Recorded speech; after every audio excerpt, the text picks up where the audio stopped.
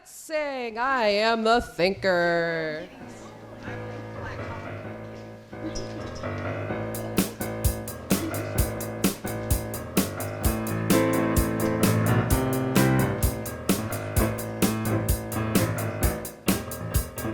I am the thinker who thinks the thought, changes things that shape my life. I am the thinker who thinks the thought. I have the power to change my life. And if you ask me who am I am wisdom, I am light. I am more than meets the eye. I cannot be defined. I am the thinker who thinks the thought that changes things that shape my life. I am the thinker who thinks the thought. I have the power to change my life. And if you ask me what am I am beauty, I am joy. I am more than meets the eye. I cannot be defined. Who thinks the thought changes things that shape my life. I am the thinker who thinks the thought. I have the power to change my life. I choose to be the light and brighten someone's darkest night. So much more than meets the eye cannot be defined.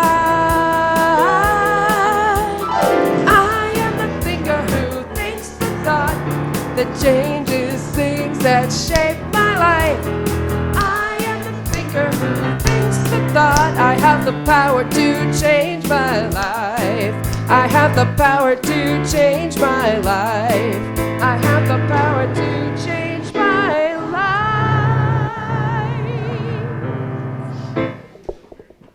Well, my name is Susan. Today, if you don't know me, I'm your trustee on duty today. On behalf of Reverend Donna and the Board of Trustees, I'm privileged to welcome you here to the Sonoran Desert Center for Spiritual Living. Whoever you are and wherever you are on your spiritual journey, you're truly welcome here. That really got me when I first came, and Bruce was the one that read it.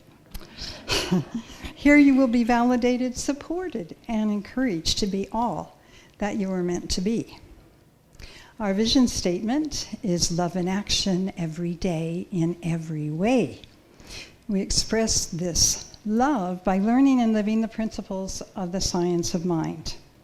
You'll find our declaration of principles on the back of your program. Please join me now in reading them. I believe there is an infinite intelligence operating throughout the universe. I believe this intelligent power is only good. I believe this intelligence expresses as me. I believe through my conscious use of this power, I create my life as happy, healthy, and complete, and so it is. So we were talking about how autumn has come to us. And generally speaking, we anticipate, or some people get to, the changing of the leaves. Excuse me for saying this for the second time, but in Green Valley, we see autumn in the changing of the license plates.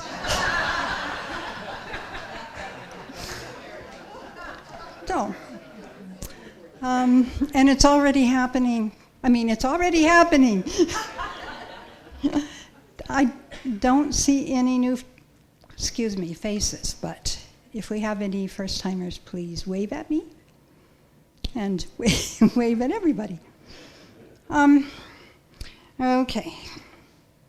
Well, I always want to thank the people that not just make the Sunday celebration possible, but keep our building so that we have a place to come, that run our equipment so that we can talk and people can hear us.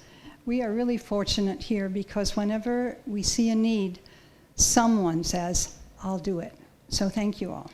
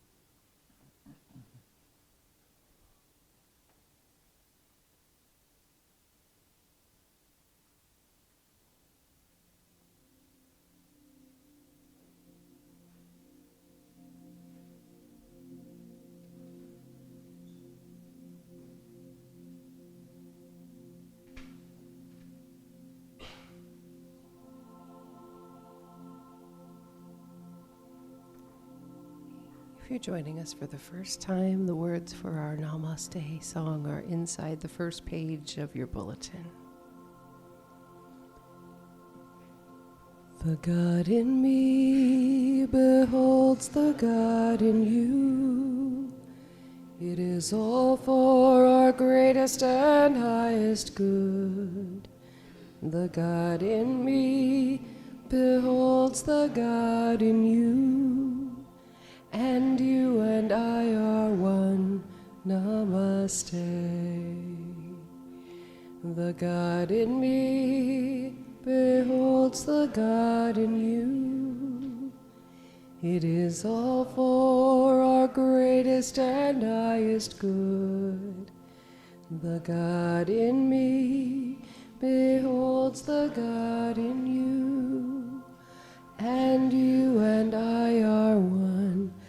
Namaste, Namaste.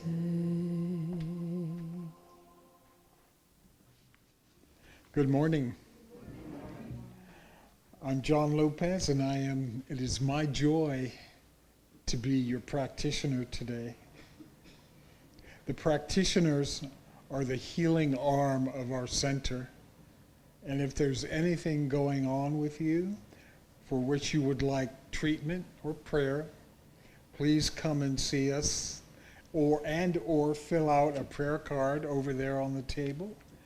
And our team of awesome practitioners will do prayer for you during the week.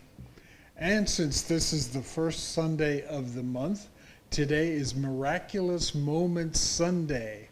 So any of us that you see who is wearing the practitioner stole, we are available to do treatment for you today. All right. So join me in our opening invocation. And let's know together that God is all there is, everywhere, equally present, filling all space and filling this sanctuary, expressing in, through, and as each one of us here. And that today's service is already perfect, whole, and complete with blessings from or through the divine words of wisdom from Reverend Donna, through our amazing spiritual music from Heather, and from everyone who supports our service every Sunday to make it the perfect thing that it always is. And so it is. So I light our service candle, which represents the divine light within each one of us. So my reading this morning is actually from something I saw on Facebook. And I thought, this is perfect because I think each one of us can relate to this. It's called elderly.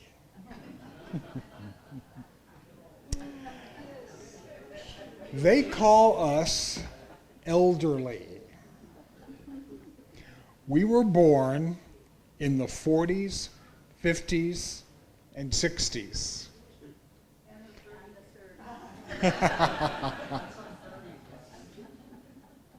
We grew up in the 50s, 60s, and 70s. We studied in the 60s, 70s, and 80s. We were dating in the 70s, 80s, and 90s. We got married and discovered the world in the 70s, 80s, and 90s. We venture into the 80s and 90s. We stabilize in the 2000s. We got wiser in the 2010s. And we are going firmly through and beyond 2020. Turns out we've lived through 8 different decades, 2 different centuries, 2 different millennia. We have gone from the telephone with an operator for long-distance calls to video calls to anywhere in the world. We have gone from slides to YouTube, from vinyl records to online music, from handwritten letters to email and WhatsApp, from live matches on the radio to black and white TV, color TV, and then to 3D HD TV. We went to the video store, and now we watch Netflix. We got to know the first computers, punch cards, floppy disks, and now we have gigabytes and megabytes on our smartphones. We wore shorts throughout our childhood, and then long trousers, Oxfords, flares, shell suits, and blue jeans. We dodged infantile paralysis, meningitis, polio, tuberculosis, swine flu, and now COVID-19. We rode skates, tricycles, bicycles, mopeds, petrol or diesel cars, and now we drive hybrids or electric. Yes, we've been through a lot. What a great life we've had. They could describe us as exennials, people who were born in that world of the 50s and 40s, who had an analog childhood and a digital adulthood. We've kind of seen it all. Our generation has literally lived through and witnessed more than any and every other dimension of life. It is our generation that has literally adapted to change.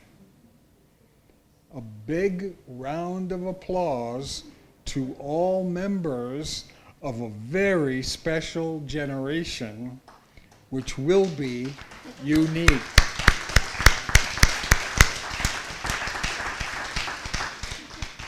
Keep on moving on. And this is a quote by Brian Cox. We are the cosmos made conscious, and life is the means by which the universe understands itself. Thank you. Namaste.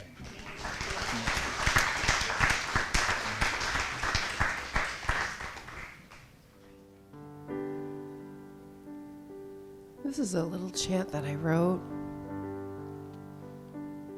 Seems very fitting for today, especially after John's talk. Thank you so much for that. It's called "'Tis the Season." And you thought I was going to get up here and go turn, turn, turn, right? "'Tis the season of gratefulness. 'Tis the season of joyfulness. 'Tis the season of cheerfulness. And so we give thanks. 'Tis the season of gratefulness. Sing it with me, yeah, joyfulness. 'Tis the season of joyfulness, cheerful. 'Tis the season of cheerfulness. And so we give thanks. Yeah, season of gratefulness. 'Tis the season of gratefulness. 'Tis the season of joy, joyfulness, cheer. 'Tis the season of cheerfulness. And so we give thanks. Giving thanks for everything around. Giving thanks for this beautiful weather. Thank you, thank you, thank you for the changing of the license plates. So grateful for that. Just a peaceful way to enter the fall season. 'Tis the season of gratefulness and joyful. 'Tis the season of joyfulness, cheer. 'Tis the season of cheerfulness. And so we give thanks. And so we give thanks. Thank you for playing along with me today.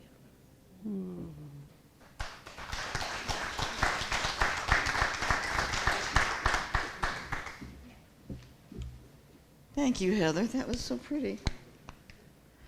Good morning.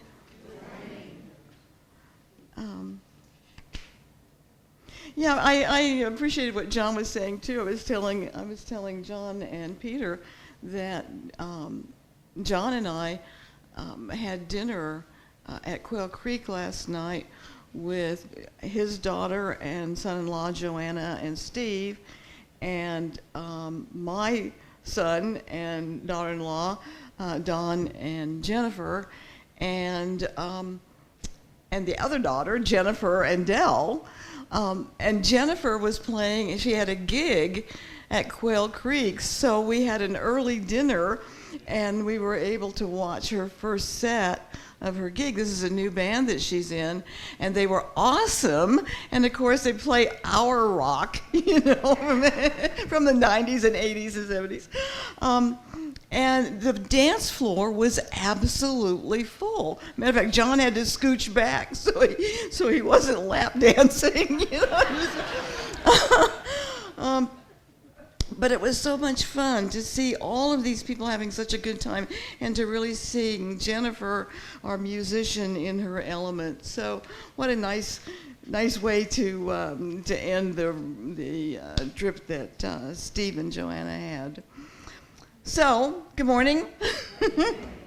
We have a new theme this month, which I love and will keep. It's called Playing with Paradox. And the word paradox comes from the Greek paradoxon, which means contrary, and doxa, which means opinion. And it's defined as a seemingly absurd or self-contradictory statement or proposition that, when investigated or explained, may prove to be well-founded or true. It's also a situation, person, or thing that combines contradictory features or qualities. And I like this idea of the paradox because personally I believe that that's the crux of our spiritual journey. It's both the discovery that of the paradox, and then knowing that that's our life, how to reconcile it so that we can live a meaningful life. Andrew Harvey, British author and religious scholar, writes, all major mystical traditions have recognized that there is a paradox at the heart of the journey of return to origin. Put simply, this is that we are already what we seek, and that what we are looking for on the path with such an intensity of striving and passion and discipline is already within and around us at all moments. The journey and all its different ordeals are all emanations of the one spirit that is manifesting everything in all dimensions. Divine consciousness is at once creating and manifesting all things and acting in and as all things in various states of self-disguise throughout all the different levels and dimensions of the universe. So in Science of Mind, Ernest Holmes reminds us to remain open at the top. And one of the ways that we can do this is through embracing and developing a paradox mindset. Paradox thinking is a natural part of Science of Mind teaching. We believe in oneness, even while there is suffering and struggle in the world. We believe that the infinite and the finite are one and the same, and that the mind that we use is an individualized expression of the one mind. And all of these beliefs require a paradoxical mindset, the ability to hold two seemingly contradictory ideas at the same time. A paradox mindset is the key as we deepen our spiritual understanding of the world. I was listening to a podcast by Rabbi David Ingber, and he referred to a statement from the Upanishads, which are our oldest written record of that relationship to the one. And the quote was, "One unbounded ocean of consciousness became light, water, and earth, and the three became many. In this way, the whole universe was created as an unbounded sea of consciousness unfolding within itself." He said that after he read that, he was obsessed with having this experience of oneness. He would wake up and go to sleep with the word one on his lips. And he began to question his Jewish religion and wondered why the emphasis in the Torah was on the second letter of the alphabet, Abet, which has a numeric value of 2. Why didn't the Torah emphasize the first letter of the alphabet, Aleph, with its numeric value as 1? It's a question that's been asked by Jewish scholars throughout the ages. Why does the Torah make a claim on two-ness, not on oneness, but on two-ness? And the answer is, at the core of the Jewish tradition is the notion of a partnership. At the end of the book of Genesis, after God has completed all of his work, there is an indication that the work must go on and must go on through God's children. Rabbi David says, God invites us in as partners. Creation takes 2. Creating the world takes 2. An aleph that doesn't go through the root of 2 is not a true aleph. It is not enough to say, I am the Lord your God, that I have authority, power, and knowing. But I am the God that leaves room for you. Because you and me makes we, and we make the universe. Isn't that a beautiful thought? I mean, it's really something, it's the core of our religion too, and it's something that's why I like this idea of the reconciliation of the paradoxes. You know? So here it is from the Jewish perspective. The answer to the paradox is that everything is whole, perfect, and complete, and there is work to do. And if the oneness is not expressed through the other, it's not a true one. And that's sacred partnership. You and I are God being God as us. Our founder, Dr. Holmes, expressed it this way: it is not enough to soothe ourselves with a consoling thought that God is good. We believe that anyway.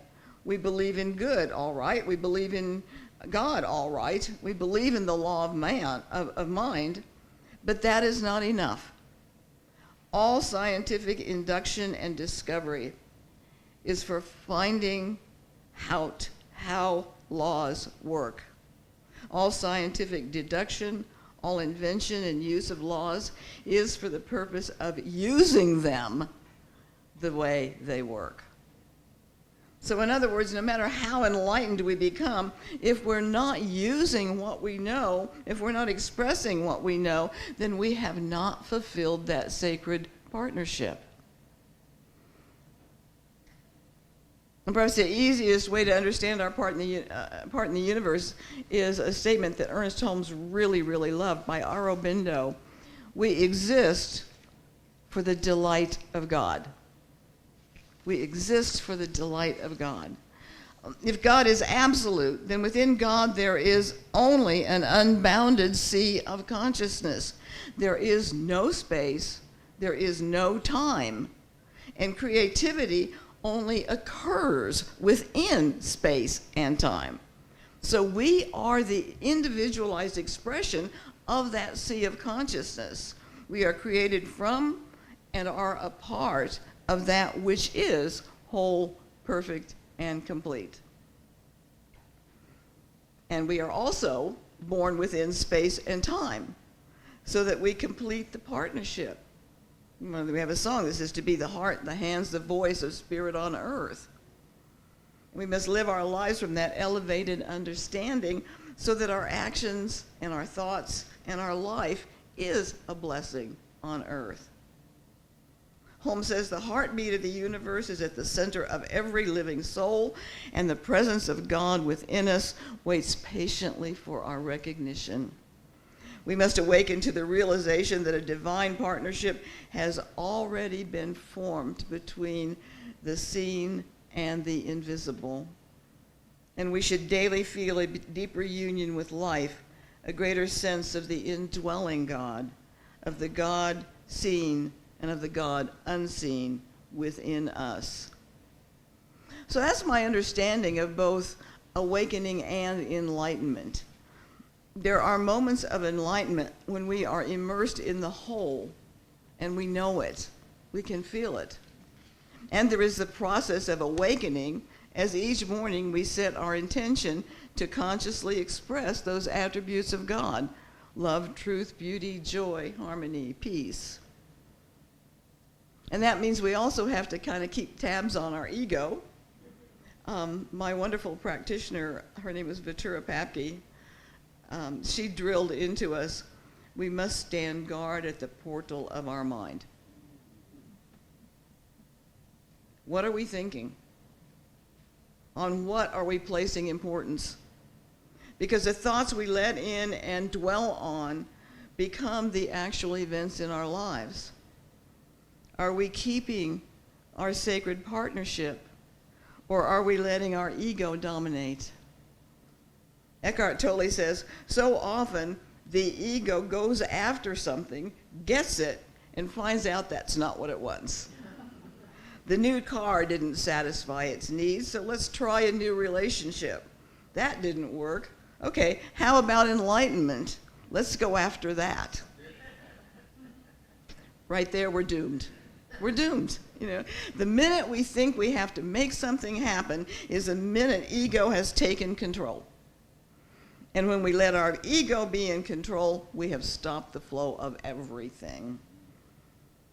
Because there is no way that enlightenment, which is letting go of control, can occur through ego, which only knows and wants control. So awakening is a result of our recognizing the truth that God is all there is and living from that place. We don't get enlightenment. We don't go after enlightenment. It's here. We just let it shine through us. Edwin Gaines says, let your light shine so brightly before men and women that they see the God in you, and seeing the God in you, they will know then that God is in themselves as well. Let your light shine. Let it. You don't have to make it shine. You only have to let it shine. Now, I had a friend who had a truly mystical experience while he was a tail gunner, and I think it was World War II, but I'm not sure. But during that time, when things were exploding all around him, he had a mystical experience of complete and utter peace. And then he spent the rest of his life trying to recreate that experience. He brought it up in every conversation he had. The last time I was with him, he was talking about it. And he tried things to do to recreate it and everything, to no avail. And see, that's what happens when the ego messes with our mystic experiences. That's what happens when we think that that mystic experience is outside of us and we have to get it again. So you and I must move into a place where we hold a paradox mindset. And remember that that is the ability to hold and consider two seemingly opposed ideas at the same time. So while we tend to believe that being pulled in opposite directions will cause stress, studies have shown that when we can embrace this tension and step into paradoxical thinking, people are more creative, flexible, and productive. So living our science of mind teaching requires a paradox mindset, as we are consistently pulled in the two seemingly directions of seeing everything as oneness while also being confronted with the suffering and brokenness of the world. A paradox mindset allows us the freedom to simultaneously hold both of these ideas in our mind without a need to solve a problem. And in fact, by embracing the paradox, we realize that there is no problem to solve at all. The outlines for this month's study of paradox were written by Reverend Chris Ashley, who is the senior minister of the Celebration Center for Spiritual Living in Falls Church, Virginia. And she continues to explain this paradox mindset by suggesting we use Januszian thinking. Psychiatrist Albert Rothenberg coined the term Januszian thinking. It's named for Janus, the Roman god of transitions, duality, time, beginning and endings, gates and doorways. He has two heads, one looking forward and one looking backward. So Januszian thinking is the practice of actively conceiving and using multiple opposite thoughts simultaneously to solve problems. So when we come up against a challenge, an obstacle, or problem, our instinct is to push against it. But with Januszian thinking, we, rather than finding one solution, we open ourselves up to the multiple possibilities and ways of thinking. So it calls us to shift from our limited perspectives of the world to take in ideas, perspectives, and possibilities that we had never considered before. Joseph Campbell suggests that our job here on earth is to participate joyfully in the sorrows of the world. That's one of my favorite paradoxes, for it tells us that life is messy, that life by its very nature includes sadness, despair, grief, sometimes remorse. And life is precious. With all of the sorrows, there's also an immense joy. And when we see this dance, this interplay of joy and sorrow, we understand that we cannot participate in one without the other. And Khalil Gibran puts this so beautifully. I've used quotes of this, but I'm going to use the whole thing, almost the whole thing today. From the prophet, then a woman said, "Speak to us of joy and sorrow." And he answered, "Your joy is your sorrow unmasked, and the selfsame well from which your laughter rises was oftentimes filled with your tears. And how else can it be? The deeper that sorrow carves into your being, the more joy you can contain. Is not the cup that holds your wine the very cup that was burned in the potter's oven? And is not the lute that soothes your spirit the very wood that was hollowed with knives? When you are joyous, look deep into your heart, and you shall find it is only that which has given you sorrow that is giving you joy. When you are sorrowful, look again in your heart, and you shall see that in truth you are weeping for that which has been your delight. Some of you say joy is greater than sorrow, and others say, nay, sorrow is the greater. But I say unto you, they are inseparable. Together they come, and when one sits alone by your board, remember that the other is asleep upon your bed. Isn't that beautiful? Yeah. Yeah. So we are here. We are here to joyfully be a part of the sorrows of the world. We are here to bring our laughter and our tears, our joys and our sorrows into full expression, because that's how God can express. And when we stand secure in that sacred partnership, we do participate in all of it with an inner sense of joy, even as our heart is breaking. As we become comfortable with our paradox mindset, we also learn to have an abiding respect for the greater mysteries of life, the profound distinctiveness of other souls, the strange beauty of nature and the animal world, the ineffable complexity of our inner selves, and the unfathomable depths of the one from which all life springs. Meister Eckhart says that we jump to answers too quickly. Sometimes it's better if we stay with the question.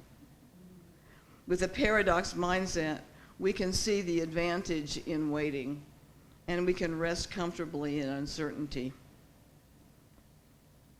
The wisdom traditions challenge us to live within a cloud of unknowing. In fact, there is a book called just that, The Cloud of Unknowing, written by an anonymous 14th century English monk. And he says, our intense need to understand will always be a powerful stumbling block to our attempt to reach God in simple love.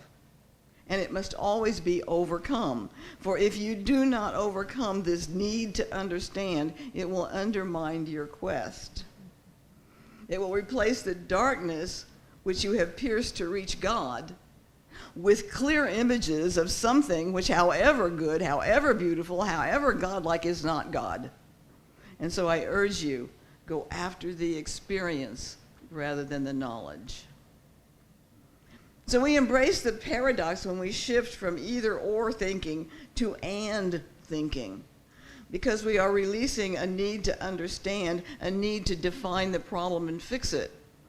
And that simple shift opens up a knowing that moves beyond understanding.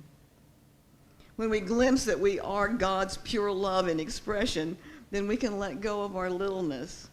We can leave behind our guilt, our lack of self-worth, our sense of unimportance, and see ourselves as part of something far greater and vastly more wonderful than we could ever imagine. We can begin to cherish the baffling, curious, hidden dimensions of our existence. And in that cherishing, we can love ourselves and thus each other more deeply. So we can learn to live with this paradox, that we are at the same time both finite and infinite. We affirm the unity of all life, a unity which passes into variety and multiplicity without division. So we can say, with no ego and in complete humbleness, I am God, being God as me. Thank you. Namaste.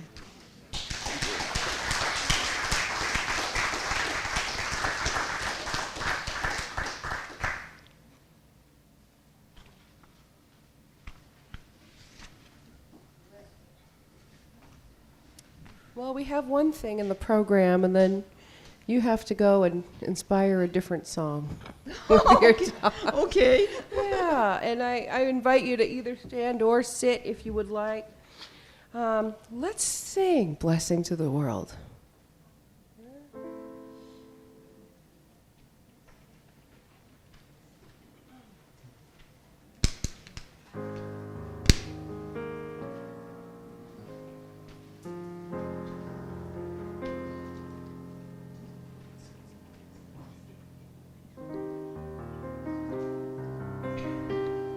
Goes like this. We are the heart, we are the hands, we are the voice of spirit on earth, and who we are, and all we do is a blessing to the world. We're the hearts. We are the heart, the hands. We are the hands. We are the voice of spirit on earth. And who we are, and all we do is a blessing to the world. Let's do it one more time. We are the heart. We are the hearts, we are the hands and the voice. We are the voice of spirit on earth. And who we are, all we do, and all we do is a blessing to the world.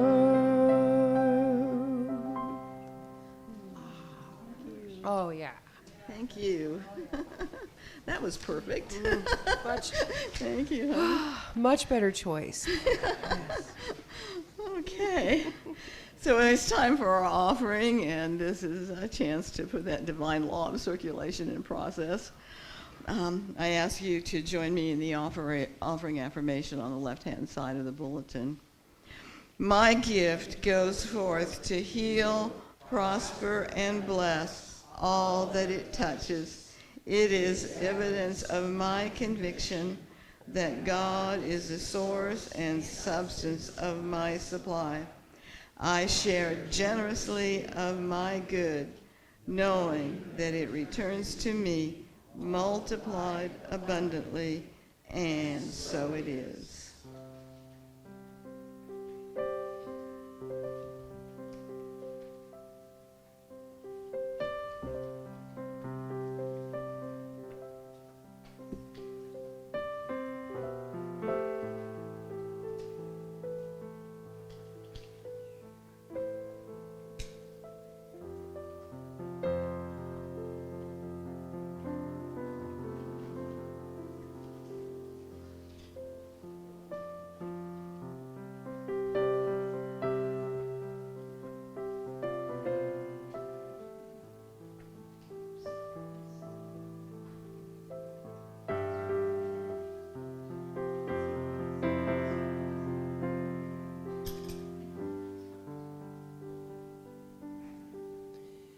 Thank you for everything.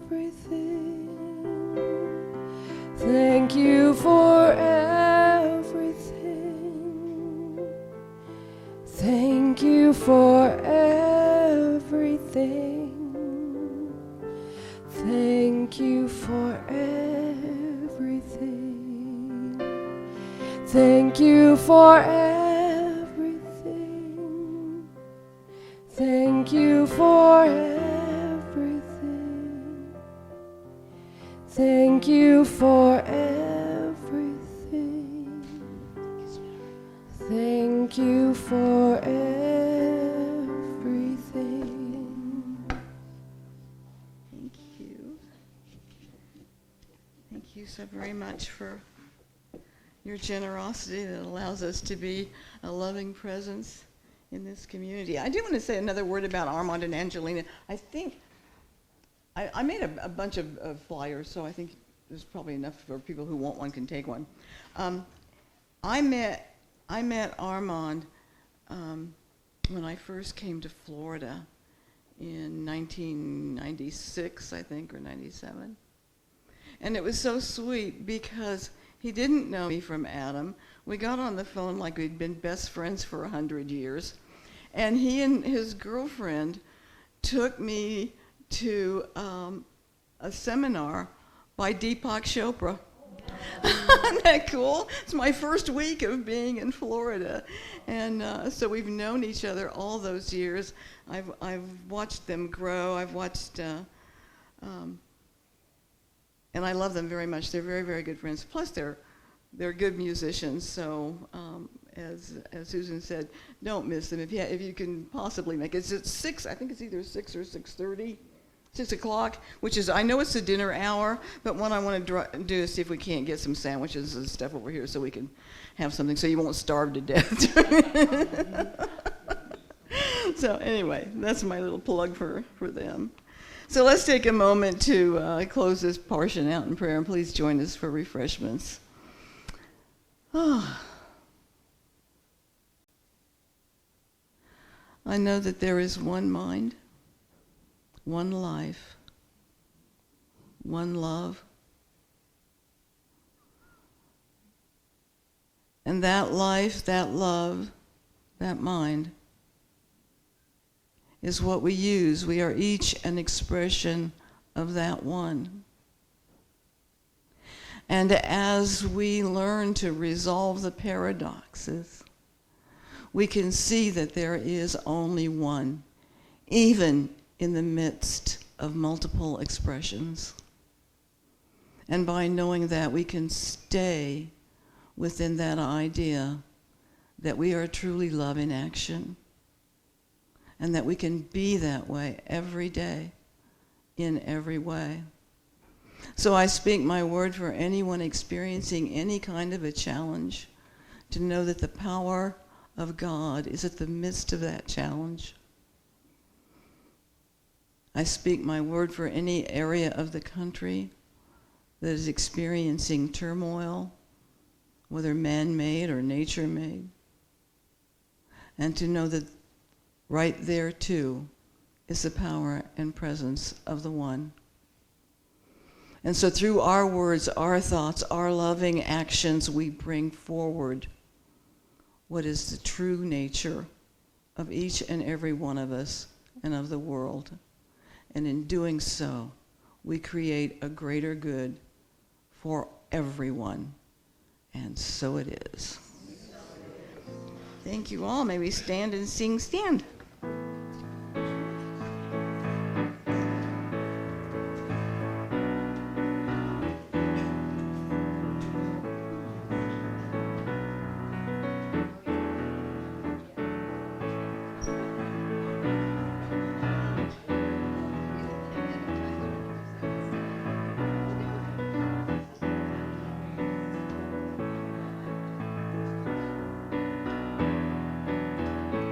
So let there be peace. I am a stand for peace. Let there be love. I am a stand for love. Let there be joy. I am a stand for joy. We are living a new world now. So let there be peace.